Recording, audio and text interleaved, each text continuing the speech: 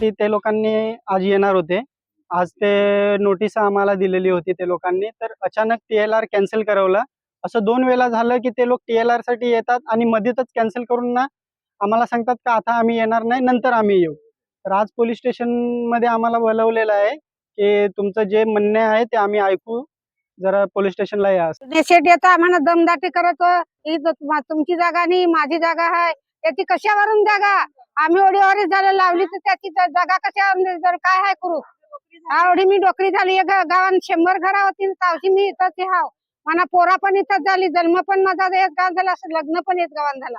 वाढ मरून गेला. गाव कुठं होता? तर गावाची जागा घेऊन आला का मादरचोच झाला? गाव उचलून घेऊन आला का डोक्यावर गावाची जागा? अलकट झाला मादरचोच. पैसा लोक देतात शिपाया ना, पैसा खाते आणि आमची काही बाजू घेत नाही. बहिणीच्या पोराला हाणमार केली, एवढं मारलं, सुनानं आमचं मारलं, आम्हाला मारलं. तेव्हा पोलीस नाही आले ना. आम्ही 2-3 वेळा गेलो पोलीस स्टेशनला, तेव्हा आमची कंप्लेंट घेतलीच नाही.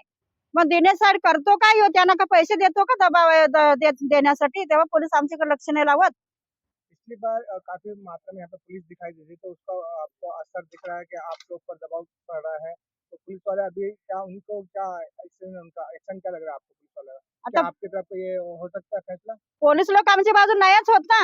आम्ही गरीब माणसं आहे, आमच्या गरीब माणसं कोण आमच्या बाजून होणार आहेत? हा, पोलीस लोक आमचे होणार पण आहे.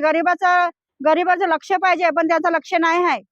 यहाँ के मुख्यमंत्री साहब को क्या मदद मांगना चाहेंगे आप? ते येवा आम्हाला मदत द्यावी त्यांनी. आमच्या बाजून आमचे उभं राहा, आमच्या बाजून बस. आम्हाला हेच पाहिजे, बाकी काय नको. आम्हाला न्याय पाहिजे.